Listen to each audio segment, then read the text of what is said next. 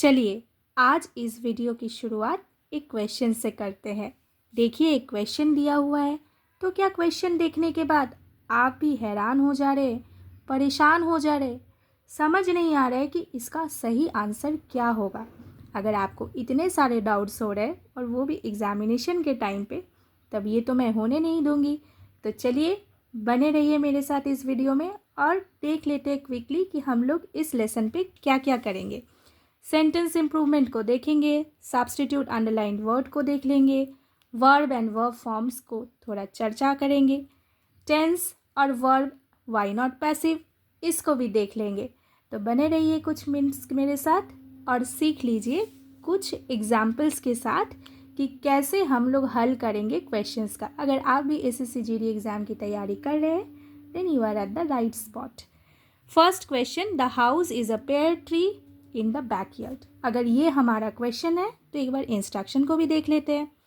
Appropriate word को choose करना है, जो 4 ऑप्शन है उसमें से सही ऑप्शन को चूज़ करना है, सब्स्टिट्यूट करना है इस अंडरलाइन वर्ड्स को, और अगर सब्स्टिट्यूट नहीं करना पड़े तो नो इम्प्रूवमेंट को चूज़ करना है। The house is a pear tree, इसका मतलब क्या बनता है कि घर एक पेयर ट्री है, पर घर तो पौधा है नहीं, घर के पास पौधा हो सकता है।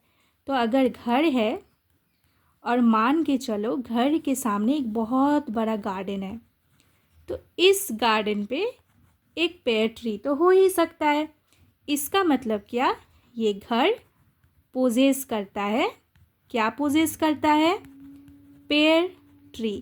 तो जब कभी भी हम लोग पोजेशन बताते हैं तब हम लोग हैव वर्ब का यूज़ करते हैं, हैव वर्ब को यूज़ करते हैं। अब जो कि यहाँ पे द हाउस है तो द हाउस के साथ हैव वर्ब कौन सा होगा, हैज़ होगा। ओके, अब देख लेते हैं ऑप्शन को। नो इम्प्रूवमेंट, ये तो सही ऑप्शन होगा नहीं, हैव नहीं होगा क्योंकि हैज़ यूज़ करना है। अब दिया गया कन्फ्यूजन, इतनी बड़ी एग्ज़ाम है, कॉम्पिटिटर्स इतने सारे एस्पिरेंट्स, कम ऑन, आपको कंफ्यूज नहीं करेंगे तो किसको करेंगे। देखिए कन्फ्यूजन में भी डाल दिया गया है आपको, है ना। तो इस कन्फ्यूजन को सॉर्ट आउट करते हैं। दोनों में हैज़ है। अब देख लेते हैं कितने पेयर ट्री है, एक, राइट, यही समझाया जा रहा है। तो अ पेयर ये होगा या फिर अ पेयर्स ये होगा। किसी भी वर्ड के साथ अगर एस जोड़ दिया जाए तो वो क्या होता है, प्लूरल। अब कनेक्ट करो ए को, ए क्या होता है, इनडेफिनाइट आर्टिकल होता है, राइट। और ए क्या समझाता है, वन, मतलब एक सिंगल चीज़ को समझाता है। तो इसके वजह से वर्ड के बाद क्या नहीं होगा, एस नहीं होगा। क्लियर। तो अपना आंसर क्या बनता है, हैज़ अ पेयर। ओके, ये रॉन्ग उत्तर बनता है। आंसर ऐसे चूज़ करो कि एग्ज़ाम दे दो, फिर जब घर को लौटो you are confident and you are in happy mood कि आपने सही उत्तर को चूज़ करा है, right. Moving to the next question. अगर आप इस चैनल पे नए हैं तो इस चैनल को ज़रूर सब्सक्राइब करें। अगर आप कुछ भी समझ पा रहे हो, अपने प्रिपरेशन को वैल्यू ऐड कर पा रहे हो तो एक कमेंट करो और चैनल को ज़रूर सब्सक्राइब करो अगर नए हो तो। Next question, he had chopped the onions on the cutting board. Cutting board पे चॉपिंग करना है, वो भी प्याज मतलब अनियन को। तो क्या कुछ नहीं, देख लेते हैं यहाँ पे हिंट क्या है। देखो ही है, हैड है और एक वर्ब है, राइट। अब इस वर्ब पे हमको काम करना है, कैसे देख लेते हैं। एक आइडिया बनाते हैं। ये चॉप क्या होता है, मेन वर्ब, राइट। इसका V3 फॉर्म क्या होता है, चॉप्ड। V2 और V3 भी चॉप्ड होता है, राइट। तो हैड के साथ हम लोग V3 फॉर्म का यूज़ करके क्या बनाते हैं पता है, पास्ट परफेक्ट टेंस। अगर आपको टेंस फॉर्म की नॉलेज है, अगर आप हैड के साथ V3 फॉर्म को कैसे यूज़ करते जानते हैं, तो आपको इतना भी सोचना नहीं पड़ेगा। आप चॉप्ड देखोगे, इसका सही उत्तर मार्क करोगे। तो यहाँ पे आंसर क्या होगा? He had chopped the onions on the cutting board. Is it clear?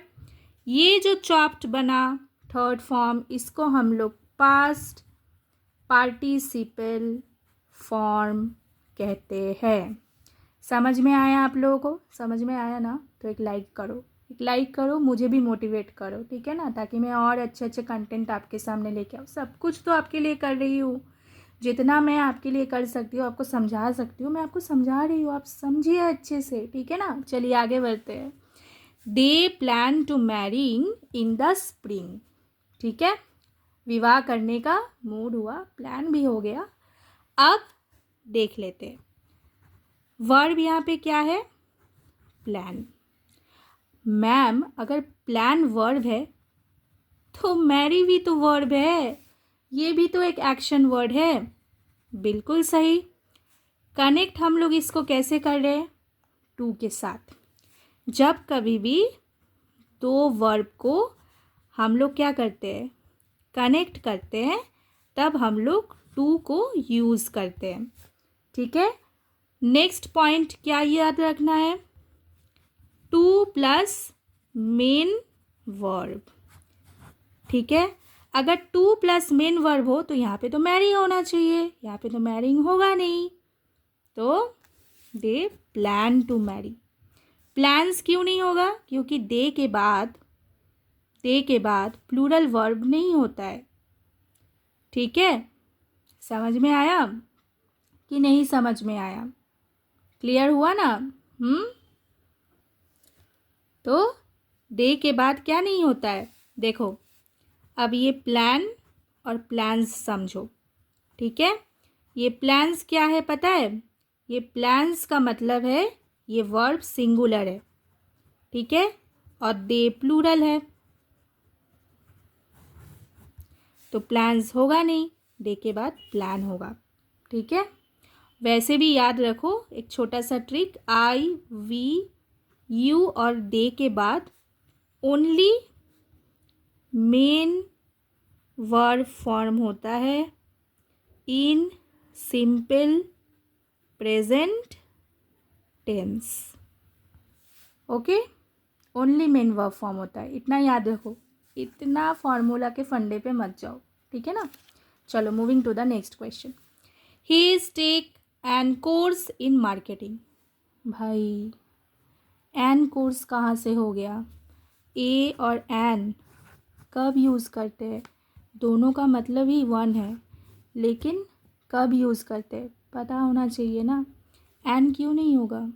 इस वर्ड को देखो, कोर्स, ये क्या है? ये वावेल है? नहीं ना, तो वावेल नहीं है, ठीक है। तो ये क्या है? कॉन्सोनेंट है, तो इसके आगे ए कोर्स होगा,